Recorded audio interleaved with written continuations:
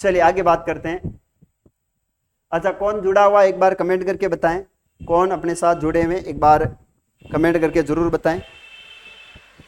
देखो, इतिहास का अर्थ और ये होता है कि अतीत के बारे में जानकारी प्राप्त करना, जो कि बीत चुका है उसके बारे में अध्ययन करना क्या कहलाता है? वो कहलाता है हिस्ट्री, इतिहास कहलाता है। ऐसा हुआ था, इति प्लस हास, ऐसा हुआ था। देखो, इतिहास का अर्थ होता है इति प्लस हास, इति प्लस हास, यानी ऐसा हुआ था, ऐसा हुआ था। मरे हुए मुर्दों को निकालना क्या कहलाता है? इतिहास कहलाता है। वेरी वेरी इंपॉर्टेंट, ये आपको विशेष ध्यान रखना है। अब इनके बाद चलते हैं अपन मेवाड़ इतिहास की बात करेंगे।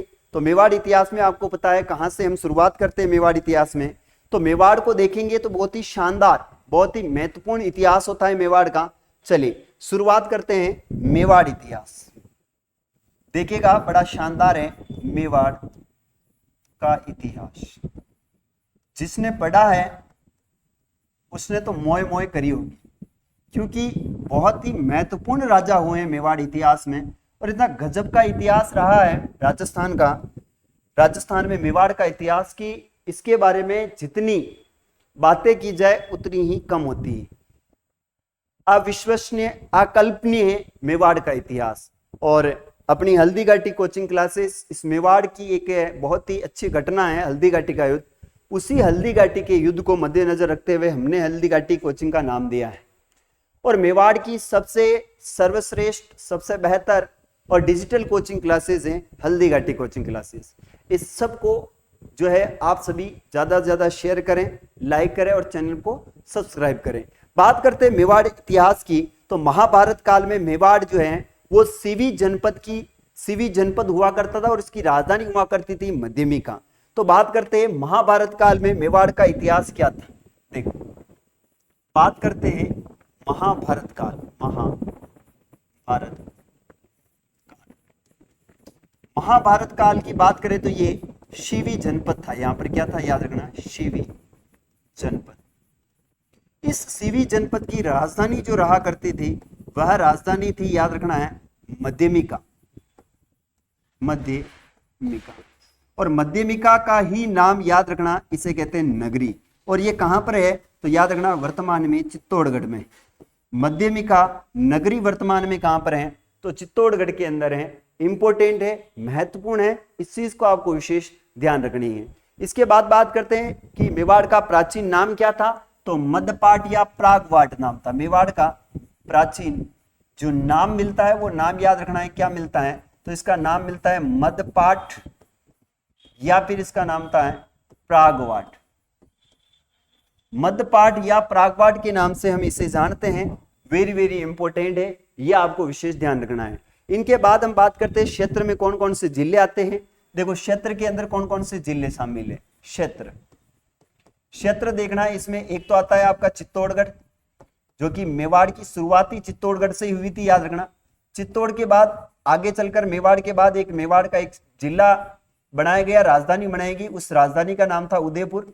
कुछ आगे चलकर एक नया जिला और बना था जिसे महाराजा राज सिंह ने विकसित किया था, राजसमंद। अभी वर्तमान में एक नया जिला बना है, उस जिले का नाम है शलुम्बर। इनके बाद एक जिला आता है जो कि अपना अभी बना है हाल ही में, उसका नाम है शाहपुरा। और एक जिला है जिसका नाम है भीलवाड़ा। यह मेवाड़ के प्रसिद्ध क्षेत्र हुआ करते थे और अभी वर्तमान में भी यही क्षेत्र माने जाते हैं। किसमें शामिल है ये जिले, तो ये मेवाड़ क्षेत्र में शामिल है। बड़ी इंपॉर्टेंट बात है, ये आपको विशेष ध्यान रखना है। प्रारंभ में यहाँ पर किन शासकों का शासनकाल था, तो याद रखना, प्रारंभ में यहाँ पर मौर्य शासकों का क्या था, शासनकाल था। प्रारंभ में जो यहाँ पर शासन करते थे वो शासन करते थे मौर्य। कौन करते थे, मौर्य वंश का यहाँ पर शासन था। याद रखना है कौन से शासकों का यहाँ पर शासनकाल था, तो मौर्य शासकों का यहाँ पर शासनकाल रहा था। और इन्होंने, मौर्यों ने काफी सारे मेवाड़ के अंदर कार्य भी किए थे। जैसे कि हम बात करते हैं चित्रांगत मौर्य ने चित्तौड़गढ़ का क्या जो किला है उस किले का क्या करवाया था, निर्माण करवाया था, ये याद रखना है। इनके बाद हम बात करते आगे गोइल वंश, जो मेवाड़ में हम पढ़ते उस वंश का नाम है उसका नाम हो जाएगा गोहिल वंश।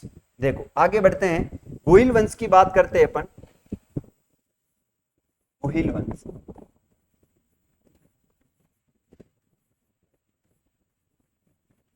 अब गोहिल वंश से आपसे क्या पूछा जाएगा, यह बहुत ही इंपॉर्टेंट हो जाता है।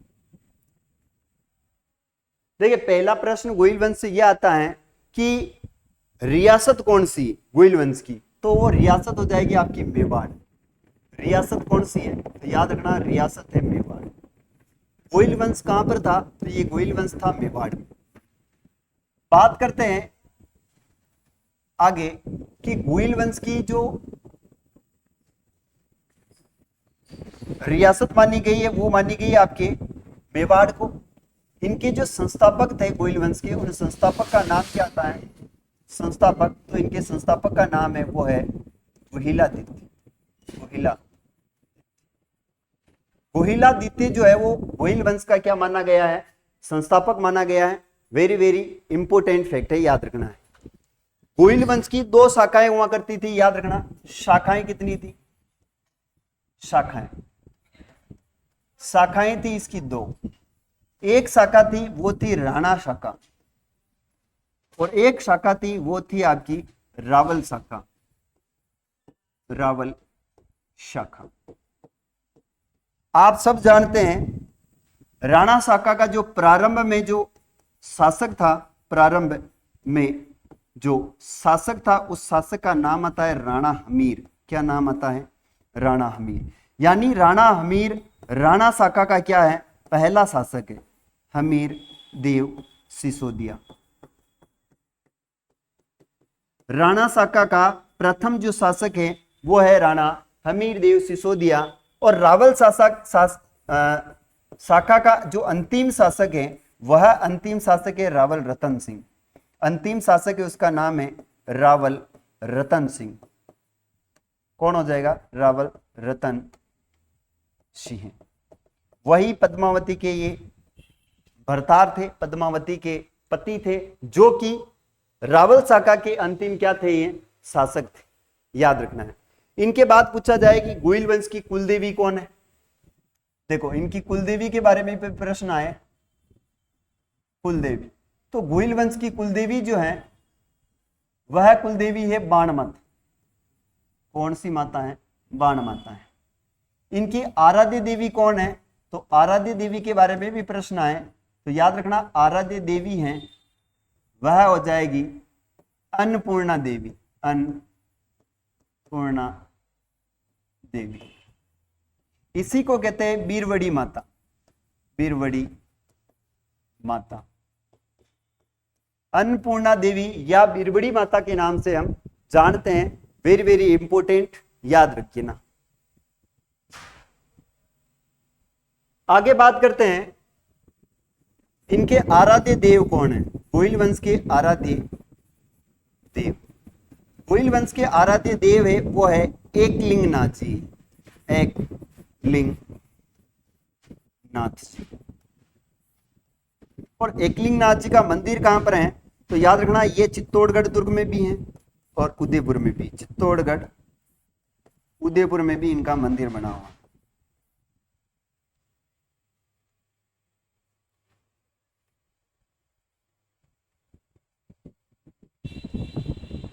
अच्छा कमेंट करके बताएं मुझे कौन कौन जुड़े हुए हैं। आपकी कमेंट नहीं आ रही हैं, कोई भी विद्यार्थी अभी तक कमेंट नहीं करी है, कमेंट तो करे।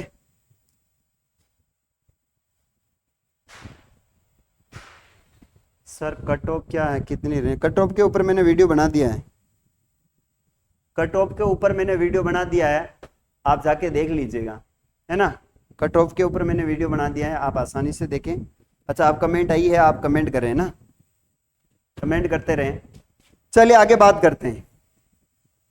यह गोहिल वंश के शासक अपने आप को वंशज किसके मानते हैं, तो याद रखना ये वंशज किसके हैं, तो ये रघुवंशी मानते हैं अपने आप को। क्या मानते हैं, रघुवंशी।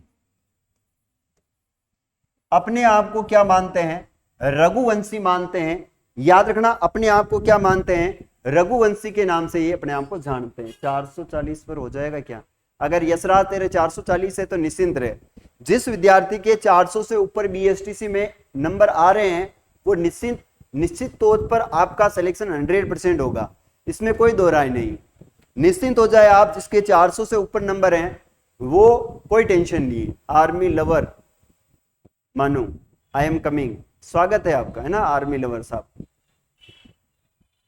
चलिए आगे बात करते हैं सर इनके बारे में और क्या आता है। तो इनका एक वाक्य बड़ा फेमस रहा है, वो है जो दृढ़ राखे धर्म को तही राखे करतार। देख हम पढ़ रहे हैं गोहिल वंश, और गोहिल वंश के बारे में देखें तो इनका दैव वाक्य क्या है, जो दृढ़ राखे धर्म को तही राखे करतार की बात करें। दैव वाक्य, दैव वाक्य देखिए इनका जो ध्येय वाक्य है वो है जो दृढ़ राखे धर्म को, जो अच्छा कमेंट करके बताते रहे आप, शेयर भी करें ना। एक बार क्लास को शेयर नहीं कर रहे हो आप, सच में क्लास को शेयर करना चाहिए। क्लास नहीं कर शेयर नहीं करते तो मजा नहीं आता है। जो दृढ़ राखे धर्म को तही राखे करतार, तही राखे करतार, जो धर्म को सुरक्षित रखता है उसको भगवान भी कुछ भी नहीं होने देता है, यानी भगवान भी उसे क्या रखता है, खुश रखता है। जो दृढ़ राखे धर्म को तही राखे करतार, इसके नाम से ये इनका ध्येय वाक्य बनाया गया है। यानी जो धर्म को सुरक्षित रखता है, धर्म के लिए जीता है और धर्म के लिए मरता है, उस व्यक्ति की हमेशा ईश्वर मदद करते हैं। यह बात आपको विशेष ध्यान रखनी है।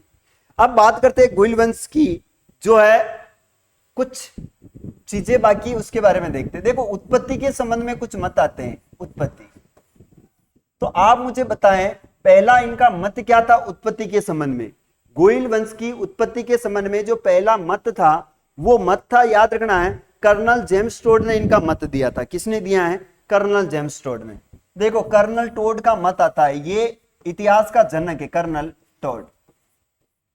इसने कहा था कि जो गोहिल वंश है वो गुजरात के वल्लभी नरेश गोहिलादित्य के क्या माने गए हैं, ये शीलादित्य के क्या माने गए, वंशज माने गए। याद रखना है, इन्होंने कहा है वल्लभी नरेश, वल्लभी नरेश,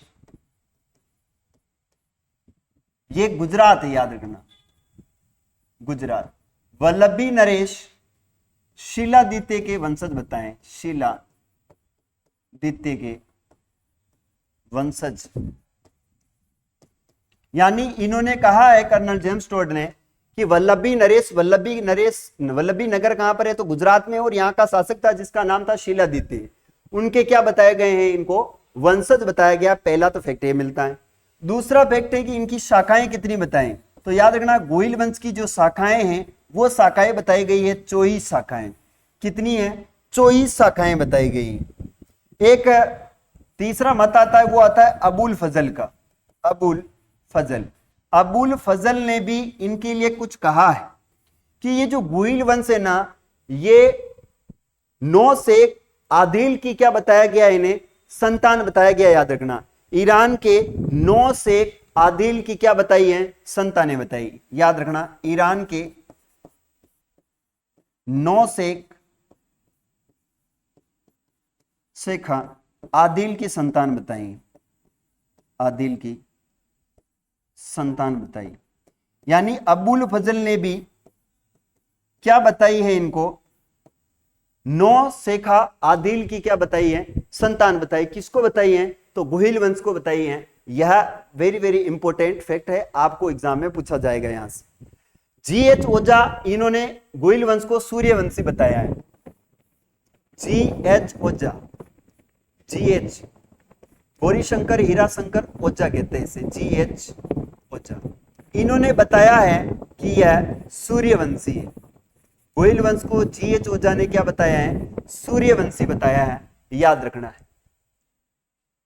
इनके बाद में कुछ लोगों ने इनको, याद रखना, नैन्सी व टोड ने गोहिल वंश की कितनी शाखाएं बताई हैं, तो ये बताई है 24। ये किसने बताई, तो याद रखना नैन्सी और टोड ने बताई है।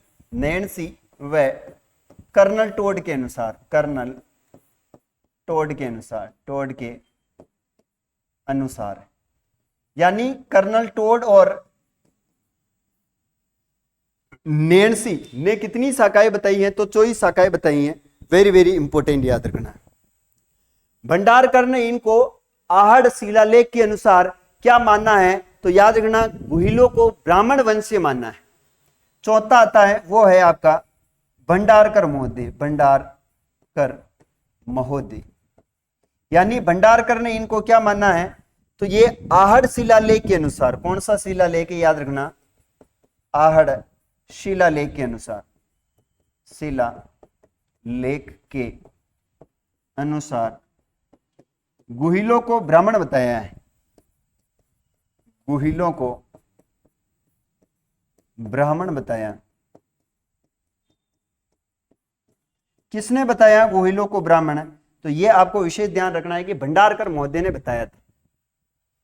अब ये भंडारकर महोदय बड़े इतिहासकार हुए हैं, ये भी आपको विशेष ध्यान रखना है कि भंडारकर महोदय कौन थे? तो ये बड़े इतिहासकार थे। इनके बाद अब हम आगे बात करेंगे मेवाड़ इतिहास की, कि मेवाड़ इतिहास में हमें क्या पूछा जाता है। तो मेवाड़ इतिहास की शुरुआत करते हैं, और कहां से मेवाड़ इतिहास शुरू होता है आप सभी जानते हो कि एक व्यक्ति था देवादित्य, और देवादित्य की एक पुत्री थी जिसका नाम था सुभागा। सुभागा क्या करती थी आपको ही पता है?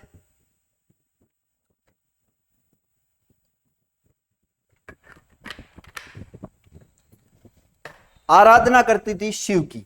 तो शुरुआत करते हैं मेवाड़ इतिहास। देखो यहां पर एक व्यक्ति था जिसका नाम था देवादित्य, और इस देवादित्य की एक थी पुत्री। क्या थी? पुत्री। यह पुत्री करती थी सूर्य की आराधना, सूर्य की। पुत्री का नाम है सुभागा देवी, पुत्री थी उसका नाम है सुभागा देवी। यह करती थी सूर्य की आराधना, सूर्य की आराधना करती थी। जब ये सूर्य की आराधना करती थी तो सूर्य ने इनको बीजा मंत्र दिया था। सूर्य ने क्या दिया है? याद रखना, सुभागा देवी को सूर्य ने बीजा मंत्र दिया, बीजा मंत्र दिया। सूर्य ने इनको बीजा मंत्र दिया, और इसी बीजा मंत्र से एक पुत्र की प्राप्ति हुई, पुत्र की प्राप्ति हुई। और वो पुत्र कौन सा था? उसका नाम है शिलादित्य। पुत्र की प्राप्ति हुई। इस पुत्र का नाम क्या है वो बड़ा इंपॉर्टेंट हो जाता है, याद रखना। नमस्ते सर, पूजा घटिक, स्वागत है आपका पूजा। बीजा मंत्र से एक पुत्र उत्पन्न हुआ, और इस पुत्र का नाम था, याद रखना, वो है शिलादित्य, शिलादित्य। इस शिलादित्य का याद रखना पुण्य विवाह हुआ है। क्या हुआ है? विवाह। और विवाह किससे हुआ है यह बड़ी बात हो जाती है। तो याद रखना, आबू परमार की राजकुमारी थी पुष्पावती, इनसे इनका क्या हुआ था? विवाह हुआ था। पुष्पावती से इनका विवाह। और ये कहां की थी? तो याद रखना, आबू परमार वंश की राजकुमारी, परमार वंश की राजकुमारी। आबू परमार वंश की क्या है? ये राजकुमारी थी पुष्पावती। इस पुष्पावती से इनका क्या हो जाता है? विवाह होता है। और इसी पुष्पावती से पुण्य एक पुत्र की प्राप्ति होती है, और इनके पुत्र हुआ था, उसका नाम है गुहिलादित्य। क्या नाम आता है? गुहिलादित्य। इसी गुहिलादित्य ने मेवाड़ के अंदर, याद रखना है अपने को, गुहिल वंश की क्या करी है? स्थापना करी है। क्या करी है? गुहिल वंश की स्थापना करने वाला व्यक्ति कौन है? तो वो हो जाएगा आपका गुहिलादित्य।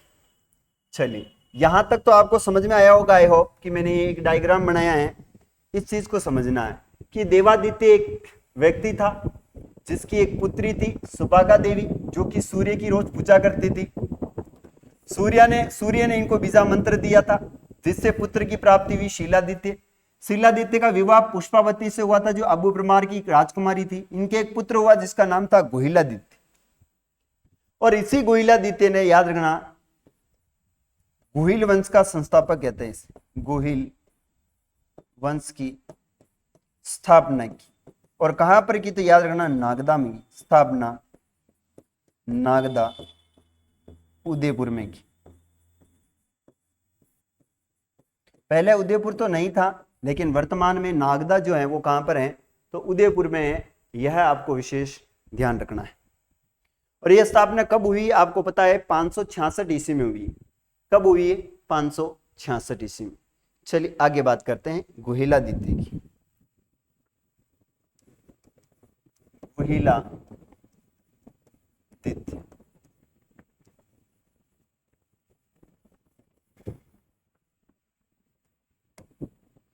देखिए, बात करते हैं इनके पिता का नाम क्या था। इनके पिता का नाम आता है शीलादित्य। पिता का नाम शीलादित्य है। इनकी माता का नाम मिलता है, वो मिलता है पुष्पावती। पुष्पावती। इस पुष्पावती की याद रखना है, पुष्पावती की जो मृत्यु हुई थी वो गुफा में हुई थी। कहां पर हुई थी, याद रखना, गुफा में हुई। गुफा में हुई। उस समय गुहिलादित्य छोटे थे। गुफा में जन्म होने के कारण इसे गुहिलादित्य के नाम से भी अपन जानते हैं, याद रखना। सर जी सीटी के फॉर्म कब से भरवाएंगे? डिंपल, सीटी के फॉर्म भी भरवा जाएंगे बहुत जल्द। आप तो तैयारी करते रहें। आज से ही अपन सीटी, पशु परिचर, जो भी राजस्थान के एग्जाम होने वाले हैं उन सब के लिए हम राजस्थान जीके पढ़ेंगे। और राजस्थान जीके बहुत ही शानदार तरीके से पढ़ाएंगे, आपको निश्चिंत रहिएगा। बस आपसे तो इतना कहना चाहूंगा, जितने हो सके उतने विद्यार्थियों को अपने साथ लाइव जोड़ना है। जितने हो सके उतने विद्यार्थियों को अपने साथ लाइव जोड़ना है, यह आपको विशेष ध्यान रखना है। देखो, इनकी गुफा में मृत्यु हो गई, तो इनका जो लालन पालन हुआ था वो एक महिला ने किया। लालन पालन एक महिला थी जिसका नाम था कमलावती। और ये कमलावती कहां की थी, तो याद रखना, ये वीरनगर की महिला थी। वीरनगर की ब्राह्मण महिला थी। ब्राह्मण महिला थी। इस वीरनगर की ब्राह्मण महिला ने गुहिलादित्य का क्या किया है, लालन और पालन किया था। यानी पाल पोस के बड़ा किया है। अब जब पाल पोस के बड़ा किया तो भाई साहब ये क्या करेगा, याद रखना है, 566 ईस्वी में गुहिलादित्य ने गोहिल वंश की स्थापना करी। गुहिलादित्य ने गुहिल वंश की स्थापना करी। गुहिल वंश की स्थापना की।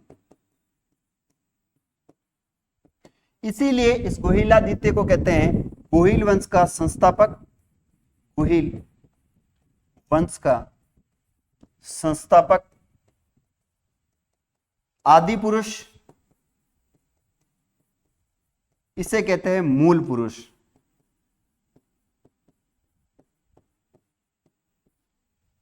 गुहिल वंश का आदि पुरुष, मूल पुरुष, संस्थापक कौन है, तो याद रखना गुहिलादित्य है। कौन हो जाएगा, गुहिलादित्य। इनके बाद बात करते हैं कि इन्होंने क्या किया, भीलों से ईडर को जीता है। भीलों से किसको जीता था इन्होंने, ईडर को जीता, और ईडर को अपनी राजधानी बनाई थी इन्होंने, याद रखना है। भीलों से, सर जी मुझे पढ़ने दे तो फिर मैं बहुत सारे बच्चे ले आऊंगी क्लास में। क्यों, क्या हुआ डिंपल, क्या हुआ, आपको पढ़ने क्यों नहीं दिया जाता है? पढ़ो ना, कोई दिक्कत थोड़ी है।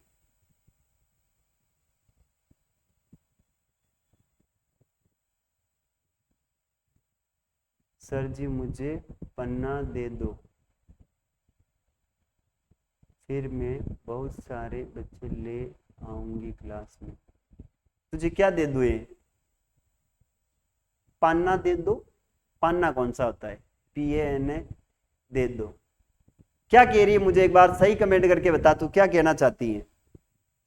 मार्त तार के समझ में नहीं जान के कह रही, सर जी मुझे पान्ना दे दो फिर मैं बहुत सारे बच्चे ले आऊंगी। कौन सा पान्ना दे हुए तेरे को मैं हैं? ऐसा ही कमेंट करिए बिना, तो क्या कह रही, मार के समझ में ना आवे, सही कमेंट कर। हिंदी में लिख, तू, मुझे इंग्लिश नहीं आती है। तेरा नाम तो हिंदी में लिख रखा है, तो इंग्लिश टाइपिंग कर रही है, ये गजब की बात है। चलिए आगे बात करते हैं। भीलों से इन्होंने क्या जीता है, तो याद रखना गुहिलादित्य ने भीलों से ईडर को जीता। भीलों से ईडर को जीता, वह ईडर को अपनी राजधानी बनाई, ईडर को अपनी राजधानी बनाई।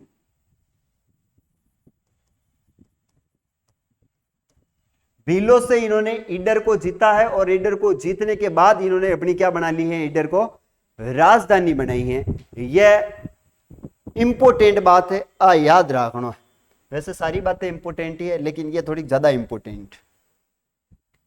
चलिए आगे बात करते हैं। याद रखना है, गुहिल वंश के जो राज तिलक करते हैं वो कौन करते हैं? गुहिल वंश के जो राज तिलक करते हैं वह राज तिलक करते हैं ईडर गांव के भील करते हैं, ईडर गांव के जो भील राजा होता है, भील राजा करते हैं। ईडर गांव के भील राजा द्वारा गुहिल वंश के शासकों के राज तिलक किए जाते हैं। Very very important. अच्छा, ईडर सॉरी ऊंदरी गांव है, ईडर नहीं है, सॉरी ऊंदरी गांव है, सॉरी टू से। कौन से भील करते हैं? ऊंदरी गांव, भूल गया मैं, ऊंदरी गांव याद रखना है, ईडर नहीं, ऊंदरी गांव। सर जी मुझे पान्ना दे दो, मेरा नाम नीले रंग से रंग दो।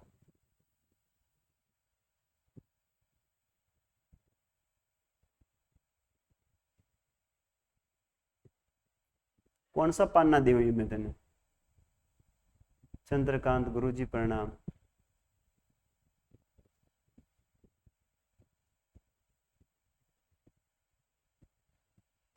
पान्ना कौन सा दी हुई है मैं तुझे?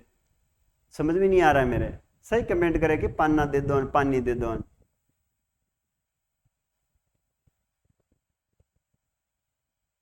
पान्ना दे दो, मेरा नाम नीले रंग से रंग दो। नरेश सर कहाँ है? जी नरेश सर भी आ जाएंगे। यह अपना यूट्यूब चैनल है ना, नरेश सर की भी क्लासें होगी, आप निश्चिंत रहें। नरेश सर की भी क्लासें होंगी, आप निश्चिंत रहें।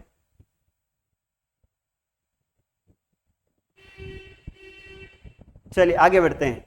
आगे बात करते हैं इनके जो 8वें वंशज थे, यानी इनकी मृत्यु के बाद इनका 8वां वंशज आता है, और वो वंशज बड़ा खराब आदमी था। देखिए, गुहिलादित्य का 8वां वंशज, गुहिलादित्य का जो 8वां वंशज था, 8वां वंशज, उस व्यक्ति ने बड़ा आपराधिक काम किए थे भीलों के साथ में, और उसका नाम था नागादित्य। 8वां वंशज था, इसका नाम आता है नागादित्य, और इसने आपराधिक कार्य किया था, यानी भीलों के ऊपर इसने अति प्लस 4 किया, यानी अत्याचार किया है। इसलिए याद रखना है, इसको भीलों ने मार दिया था। याद रखना, इसने किया है भीलों पर अति प्लस 4, भीलों पर अत्या प्लस 4 किया, अत्या प्लस 4 किया। भीलों ने इसकी हत्या कर दी, भीलों ने हत्या कर दी, भीलों ने इसको टपका दिया था। याद रखना है भाइयों, सर को समझाना पानना क्या होता है। सभी भाई बहन क्लास को लाइक और शेयर करें। हाँ, मुझे ये बता दे पानना क्या होता है, समझ जाऊंगा मैं ना। पढ़े आप तो मजे के साथ पढ़े, इतिहास बहुत शानदार क्लास है ये आपकी, याद रखना है। नागादित्य यहां से बेचारा अत्याचार किया भीलों पर, और ये भी बेचारा लुढ़का दिया था भीलों ने, याद रखना है।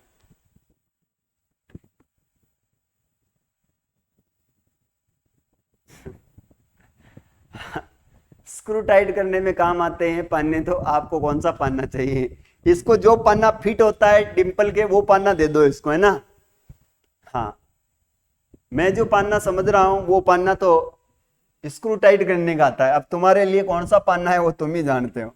आगे बढ़ते हैं, और अब हम बात करेंगे आगे, मेवाड़ में एक शासक बड़ा इंपोर्टेंट हुआ है गुहिलादित्य के बाद, उसका नाम है बप्पा रावल। कौन आता है? बप्पा रावल। बप्पा रावल। देखिए बप्पा रावल से बहुत ही शानदार प्रश्न पूछे जाते हैं कि जो बप्पा रावल था वो मेवाड़ का वास्तविक संस्थापक कहलाता है। बप्पा रावल मेवाड़ का वास्तविक संस्थापक कहलाता है। सर जी पाना ये होता है मेरा नाम नीले रंग का हो जाएगा और मैं क्लास की मॉनिटर बन जाऊंगी। अच्छा, ये कहाँ से दिया जाता है मेरे को पता नहीं है। अब पाना कहाँ से दूं मैं तुझे?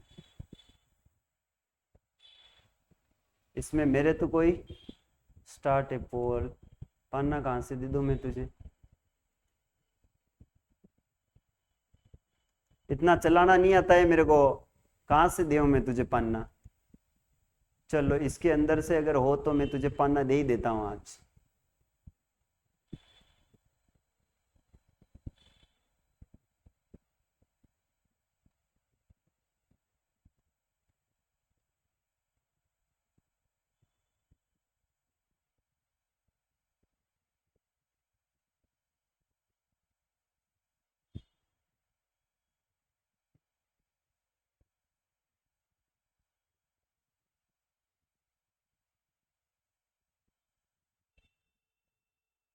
कहाँ गया पन्ना, कहाँ गया रे पन्ना?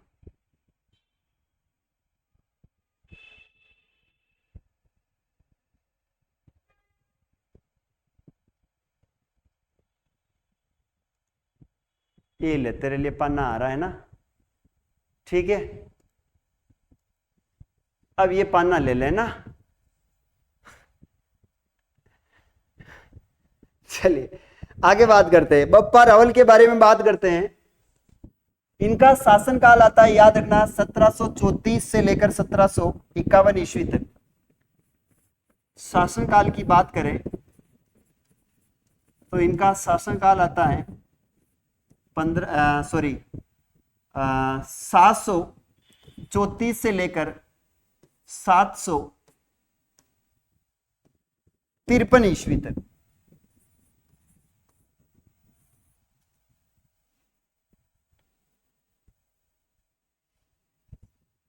पाना दे दिया है ना मैंने तुम्हें, तो कहीं टेंशन ले रही है। 734 से लेकर 753 तक इनका शासनकाल आता है और इन्हें कहते हैं गुहिल वंश का वास्तविक संस्थापक। गुहिल वंश का वास्तविक संस्थापक अगर कोई है तो उसका नाम है बप्पा रावल। गुहिल वंश का वास्तविक संस्थापक पूछा जाए तो वो कौन व्यक्ति है, तो याद रखना है उस व्यक्ति का नाम है आपके बप्पा रावल।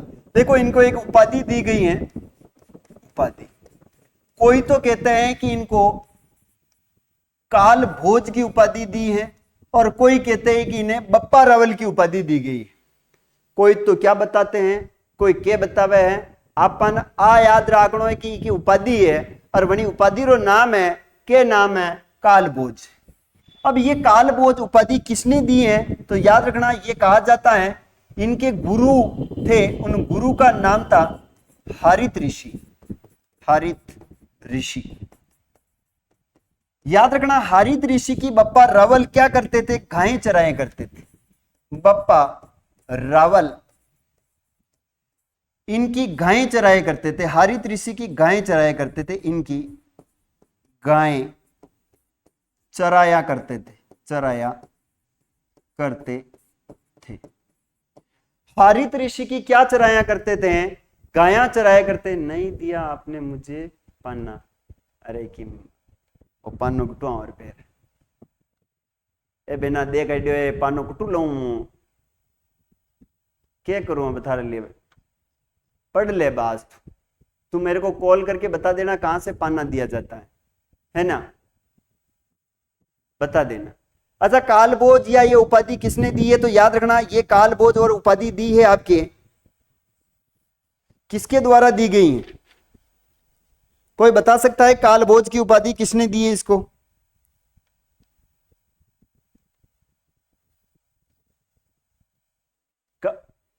रावलपिंडी अफगानिस्तान को जीतने वाला राजा था। वो तो मेरे को ही पता है। चलिए आगे बढ़ते हैं। एक जानकारी आती है इनके बारे में कि 734 ईस्वी में बप्पा रावल ने मानमोरी को हराया था। बप्पा रावल ने मानमोरी को हरा करके, मानमोरी को पराजित करके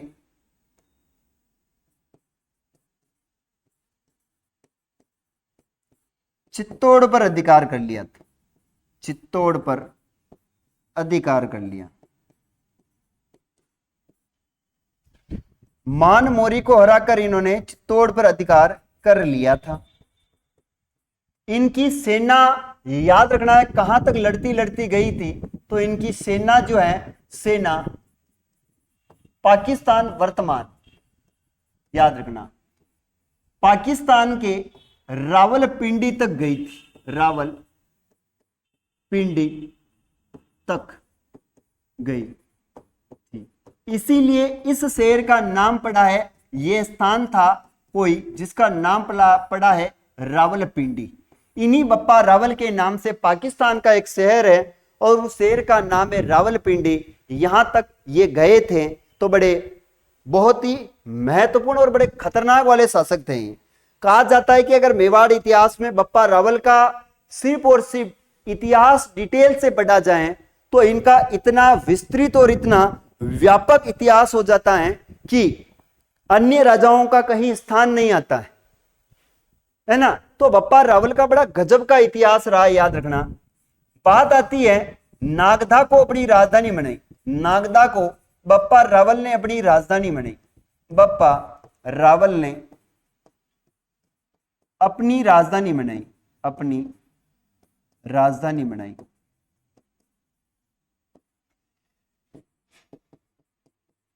नागदा को बप्पा रावल ने अपनी क्या बनाई है? राजधानी बनाई है, याद रखना।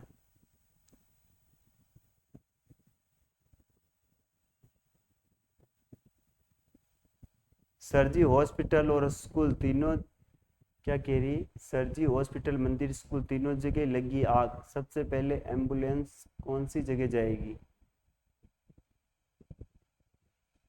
अब तू पढ़बाई है अगर फालतू का कमेंट कर बाई है, पढ़बाई है तू फालतू का कमेंट कर बाई है। याद रखना ये जो नागदा है ना, इस नागदा के अंदर एक है लकुलिश संप्रदाय की प्रधान पीठ स्थित है, याद रखना है। नागदा कहां पर है वर्तमान में? तो ये उदयपुर में है। और यहां पर एक संप्रदाय है, उस संप्रदाय का नाम है लकुलिश संप्रदाय। लकुलिश संप्रदाय की क्या है यहां पर? प्रधान पीठ, प्रधान पीठ। नागदा में लकुलिश संप्रदाय की क्या है यहां पर? प्रधान पीठ है। इनके बाद में यह कहा जाता है कि नागदा के अंदर सहस्त्रबाहु मंदिर बना हुआ है। यहीं पर याद रखना, यहां पर सास बहु का मंदिर है, बहु का मंदिर। इस मंदिर को कहते हैं सहस्त्रबाहु मंदिर, सहस्त्र बाहु मंदिर कहते हैं। याद रखना के कहवे इन्हें सहस्त्र बाहु मंदिर के नाम से भी अपन इसे जानते हैं। यहां पर एकलिंग नाची का मंदिर भी बना हुआ है। नागदा में क्या है? तो यहां पर एकलिंग नाची का मंदिर है। एकलिंग नाची का क्या है? एकलिंग नाची का मंदिर बना हुआ है।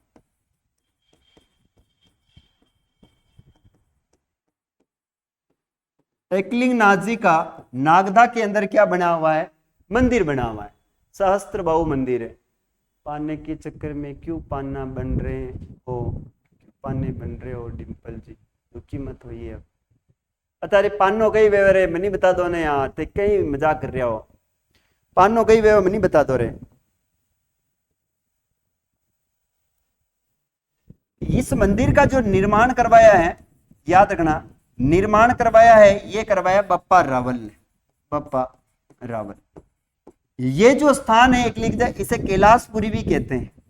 नागदा में ही है कैलाशपुरी, यानी कैलाशपुरी में बप्पा रावल ने इस मंदिर का क्या करवाया है, निर्माण करवाया है। वेरी वेरी इंपॉर्टेंट प्रश्न पूछा जाता है। इनके बाद हम बात करते हैं आगे कि मेवाड़ में सर्वप्रथम सोने के जो सिक्के चलाए हैं 115 ग्रेड के अजमेर से प्राप्त, वो इन्हीं के शासनकाल में प्राप्त हुए थे। याद रखना है, मेवाड़ में सर्वप्रथम सोने के सिक्के का प्रचलन, सोने के सिक्कों का प्रचलन, सिक्कों का प्रचलन इन्हीं के शासनकाल में हुआ, इन्हीं के शासनकाल में हुआ।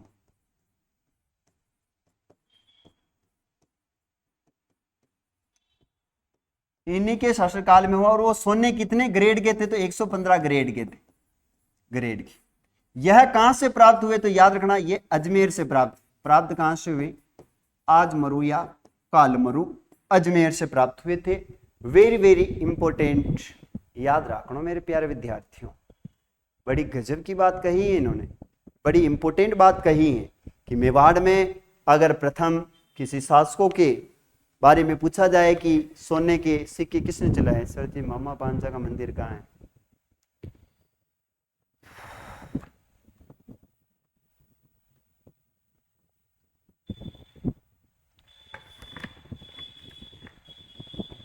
मामा भांजा की मजार मेहरानगढ़ में है ना।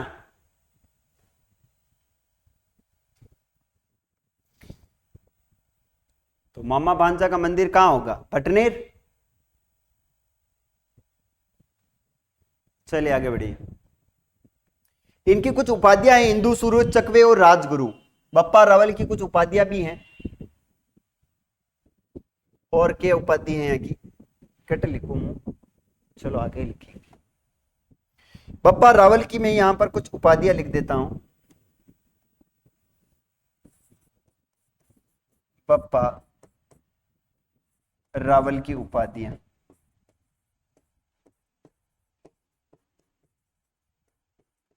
इनकी उपाधियों में आता है, वो आता है हिंदू, अच्छा चकवे पहले लिखते हैं, चकवे। दूसरा आता है इनकी कालभोज,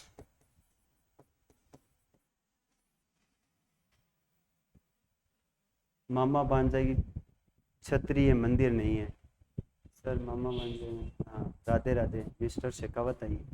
चलिए, हिंदू सूरज, हिंदू सूरज, चकवे, कालभोज, हिंदू सूरज, और इनके बाद एक उपाधि आती है वो है राजगुरु, राजगुरु।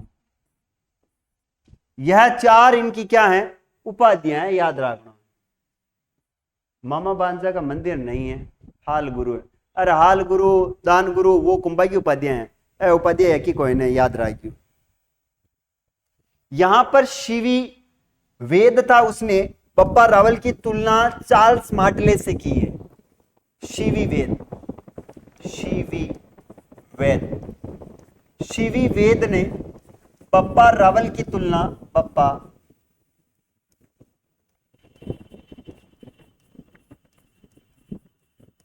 रावल की तुलना चार्ल्स मार्टेले से की है, चार्ल्स मार्टेले से की। याद रखना ये शिवी वेद था, इसने बप्पा रावल की तुलना किससे करी है, तो चार्ल्स मार्टेले से इनकी तुलना करिए, इंपोर्टेंट है, याद रखना है। हारित ऋषि ने इनको बप्पा की उपाधि भी दी थी, याद रखना है। हारित ऋषि ने, हारित ऋषि ने बप्पा की उपाधि दी, बप्पा की उपाधि दी। अब देख लो के पढ़ना पड़े, उपाधि दी। अब इसका नाम रावल था, क्या था। कुछ लोग तो कहते हैं कि बप्पा रावल काल भोज को बप्पा रावल की उपाधि दी, और कुछ कहते हैं बप्पा रावल को काल भोज की उपाधि दी। ये आपस में लड़ते रहते हैं, याद रखना। बप्पा रावल को काल भोज की उपाधि दी, और कुछ कहते हैं काल भोज की उपाधि दी, और कुछ कहते हैं कि काल भोज को बप्पा रावल की उपाधि दी, और कुछ लोग कहते हैं काल भोज को बप्पा रावल की उपाधि दी, काल भोज को बप्पा की उपाधि दी, बप्पा रावल की उपाधि दी। अब क्या कर सका, हाँ अपना के कई इलाज को इन्हें पढ़ना पड़े।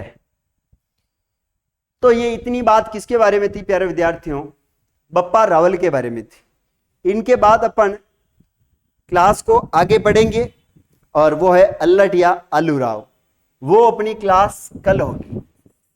आज के लिए इतना ही। आज के लिए प्यारे विद्यार्थियों इतना ही पढ़ेंगे अपन। अच्छा, आप बताएं मुझे, आपको अब कौन कौन सी क्लासेस चाहिए? देखो, आपके लिए 5 बजे क्लास आ सकती है, 5 बजे क्लास है ना। इसके बाद आपके लिए 6:15 पर क्लास हो सकती है। इसके बाद आपके लिए 7:15 पर क्लास होगी। अब ये तीनों क्लासें क्या पढ़ना चाहते हो आप? इसमें एक क्लास तो होगी, देखो यह 7:15 पर क्लास होगी, वो भूगोल की होगी। और 5 बजे जो क्लास होगी वो इतिहास की क्लास होगी। अब बीच में एक क्लास किसकी पढ़ना चाहते हो आप? इसमें अपन इतिहास, कला, संस्कृति और इतिहास, कला, संस्कृति, भूगोल के एमसीक्यूज प्रश्न करेंगे। संस्कृति व भूगोल के एमसीक्यूज प्रश्न करेंगे। एमसीक्यूज प्रश्न यह करेंगे अपन। सर जी आपके नंबर बताओ, हम आपको समझाएंगे पढ़ना क्या होता है। ठीक है, मेरे नंबर लिख, डिंपल मेरे नंबर लिख, 8890086708। यह मेरे नंबर है, और आप मुझे बताना पाना क्या है। सर मन तो सारी छाए, टीचिंग मेथड करवा दो सर। टीचिंग मेथड भी करवा देंगे, मैं खुद ही रेट की तैयारी कर रहा हूं, तो आपको टीचर मेथड भी करवा देंगे, कोई दिक्कत नहीं है। अच्छा, शिक्षण विधियां भी पढ़ा देंगे, कोई दिक्कत नहीं है, क्योंकि मैं खुद रीड की तैयारी कर रहा हूं, फर्स्ट ग्रेड सेकंड ग्रेड तीनों की प्रिपरेशन कर रहा हूं, तो आप जो बोलोगे वो सब्जेक्ट में आपको पढ़ा सकता हूं, निश्चिंत रहिए आप।